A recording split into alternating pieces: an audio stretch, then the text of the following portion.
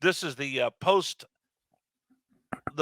All-Star MLB trade deadline version of the program. Well, So that let wouldn't me be post All-Star, Rich. That would be post trade deadline. I know, but I was wearing my All-Star cap the other Okay. day, so I was thinking about that. So let's get to this. Fill in the blank. You ready? Yeah. The MLB trade deadline hype was what? The hype. Yeah. I I don't really have anything to fill in. I thought it was close Let to me what say I it again. expected. Let me say it again. The MLB trade deadline hype was blank. What I expected it to be, and did it fulfill it? Yes. Um, Really?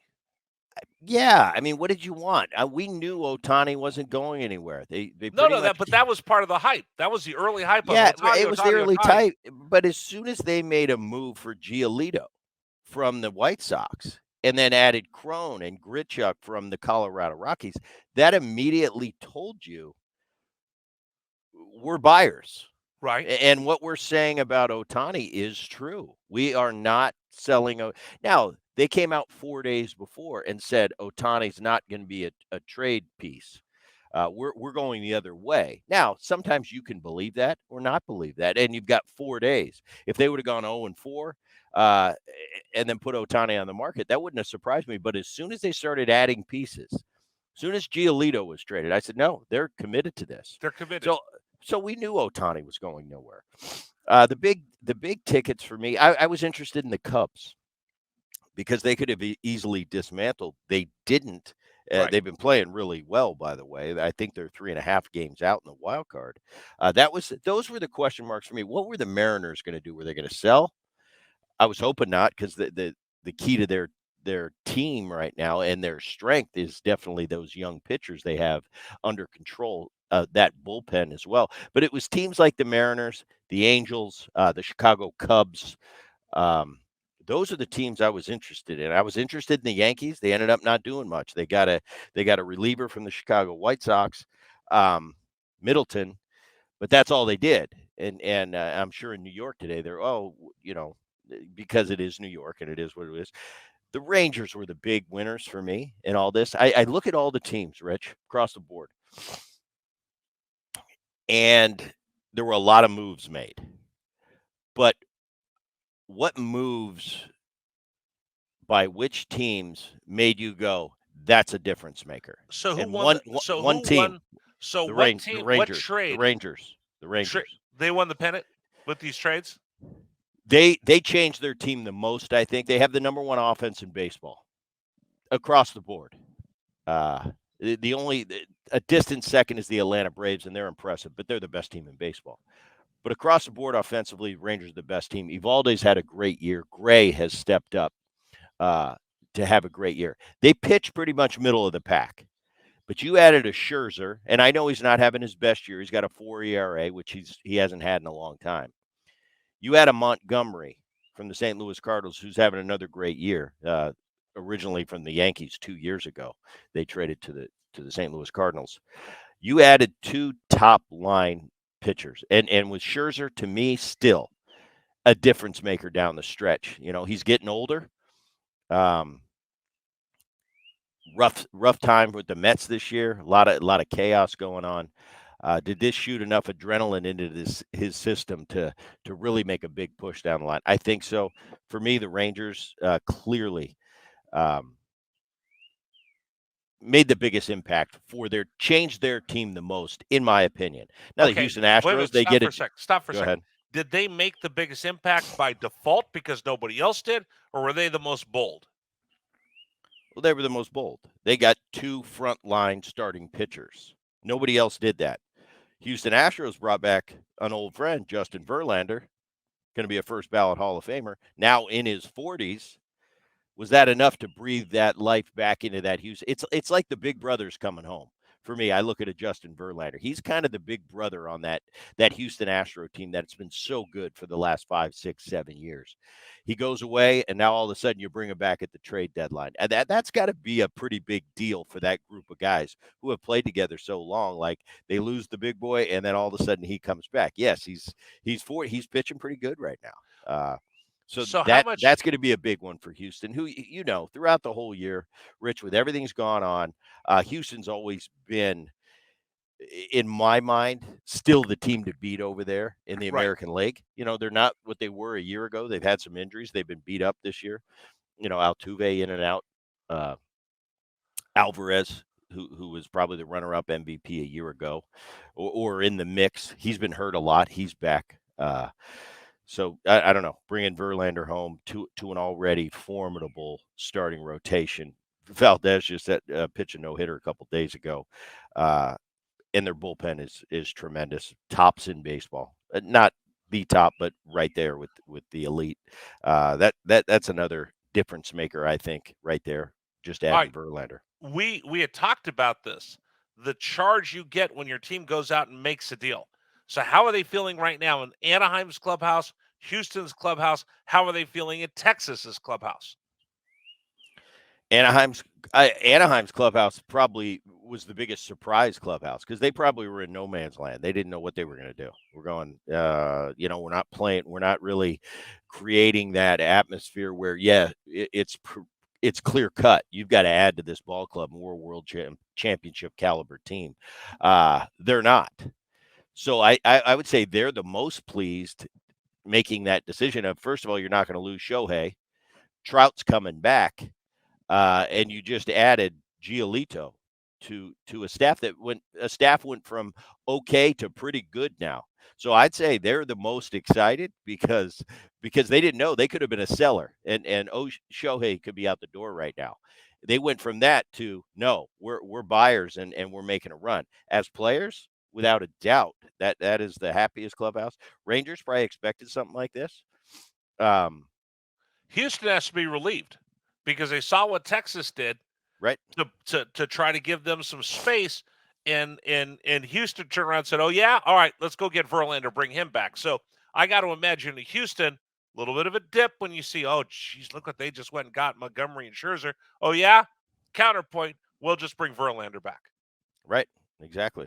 And two probably of the top teams in the American League. And And, and I'll go back. raise that a little bit. They got Savall from Right. Cleveland, who's having his best year. Got a mid-twos ERA. They added him. That's a big upgrade for them. I don't know. A lot of teams, who was active, but I looked at it and I thought, I don't know if that really makes a difference. But very active were the Dodgers. Brought in Rosario from the Cleveland Cleveland Guardians. Kiki Hernandez coming home party. He comes home from Boston. Lance Lynn having probably his worst year as a big leaguer. Joe Kelly, the controversial reliever that had that big Pouty billboard face. made for him. Yeah. Right. He came back. He's having a real mediocre year. Yarbaugh, the originally from the Tampa Bay Rays. So they made a lot of acquisitions. I don't know how much better they got. Right. But they made a lot of they made a lot of noise. So there's a lot of teams like that. Yeah, I see you made a deal. Did you make a deal just to make a deal? Because I really don't see the improvement. Dodgers are one of those teams. I don't see a big upgrade in all those players. Coming home party for a lot of them. Yeah, it's great to have Kiki back, but what does he really add? Does he make us that much better? Does Kelly make us that much better? Does Lance Lynn with a 6+ ERA make us that much better? The star power's there, but is the equity there? I don't know. And it's funny because the Giants will not go away. Giants young Yeah. kids are playing well. Yep. This Bailey kid behind the plate throwing people down, throwing people out on his knees like Johnny Bench. Right. What a ball game the other day, picking somebody off at first. He's amazing. The Diamondbacks are not done. They've come back to earth a little bit over 162 games. We'll see all your flaws, but they don't seem to be going away. And the Dodgers have not been able to get that separation as we get into August. So that'll be interesting to see. Ohtani, I threw this out on CBS Sports Radio the other day. How much of a cloud does Ohtani have over everything in baseball right now? Because the Angels, and we heard Jim Bowden say, biggest mistake ever, not dealing him. There's other teams that maybe could have gone in on him, but I think everybody's still holding on to the pot, holding on to their money. waiting to see what's going to happen with Ohtani at the end of the year. So I think he also had, in some way, an influence over the trade deadline, because I'm not going to go all in because I know I'm going to go all in for Ohtani. This just tells me the Ohtani market is going to be bigger than we thought it was. Well, I don't know. How big is Ohtani? The fact that I'm still rattling on about him, this is probably 3 or 4 weeks in a row. That tells you Right. how big he is. He's big. That being said, I think the teams know. The teams know internally who's going to go after him. Each individual team, and they have an idea who has a chance and who doesn't. Yeah, I think these organizations, when they make plays for big free agents in the offseason, they have an understanding. They can look in the mirror. They have a realization. They have a self-awareness. Hey, do we really have a chance to land him? They're kicking tires. They're going behind the scenes. They're getting as much intel as they can on, do we have a real chance? Because if we don't have a chance in hell, why are we going to waste all these resources, this time? Let's take our money and put it to a more realistic goal. So I think that's what's going on right now with the Ohtani thing. I think a lot of teams aren't really concentrating on that right now. They're worried about, especially the teams that are in contention, they're worried about the season finishing, postseason.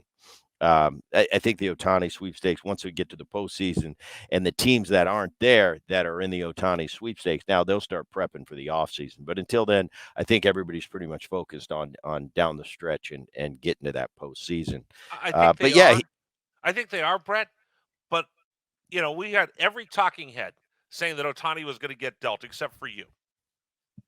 Just to be candid. but that's because that's what people do in the media. They got to fill. Wait a minute. Wait a minute. They got media, content. What are you doing? You're right. a podcaster now. It's content. You go out every week and you're on 50 radio shows giving Correct. commentary. You're now part of the media. Without a doubt. And some of the time I'm full of crap. I'm filling space.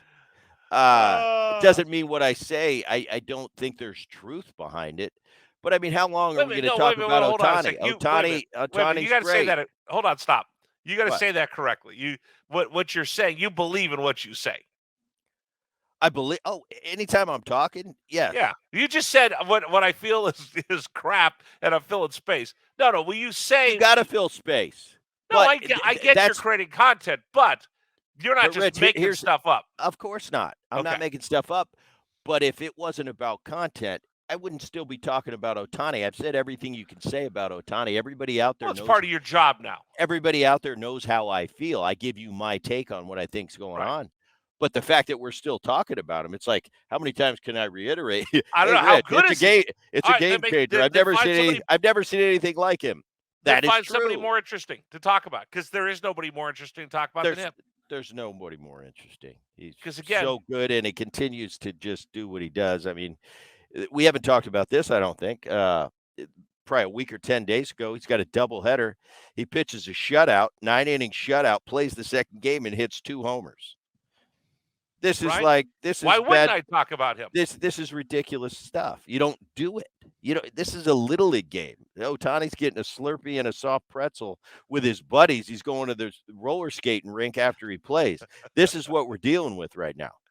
Okay. Pretty cool, though. I think there's a bunch of teams that are going to go all in on him, and I think they're going to, and I think it had an effect. I think there were teams that held back so they can have a good story to tell him and save some money. Brett, the number that I keep hearing everybody say for Ohtani at the end of the season is going to be 600. I'll put that at the over-under. I'll bet you a reasonably priced lunch at a quick service restaurant, and I'll even eat off the healthy menu for you. I don't believe that. He'll get more than $600 million. Probably. Are you taking the over-under on the 600? Let's think about it right now. For the big boys, what's the going rate for those big mega contracts? In the 300. So roughly 300 comes to mind, right? Right. Soto supposedly turned down $400 million. No one's ever gotten well, I think Mike Trout has. Yeah. Now all of a sudden you just, for layman's terms, you're thinking, well, we got Ohtani. He's a great pitcher and a great hitter. 300's in my brain already. All right, 600. But you're right. Why couldn't it go to 7? I mean, a team that's going to pay you $600 million, what do they care if they're going to pay you $700 million? So I agree with you. The Then he price goes could over. be Okay. right. The price could be once you get to that number and you're dealing with those kind of ridiculous numbers. It's like if you're at 600, other than setting a precedent, from a strictly financial standpoint, whoever's going to pay you 600 will pay you 660, if that makes sense. Okay. So we'll see. All right. Mets fans. What do you say to Mets fans? You got to expect this. Mets are. What do we got here for the Mets? 7 games out of the wild card, not even close. 18 and a half out of the division. What do you expect? This is what happens But when you they had don't play up. so much hype going It into the doesn't season. matter. It doesn't matter. It comes down to how you play. The players in that clubhouse, exactly what happened, and they pieced it apart and they sold.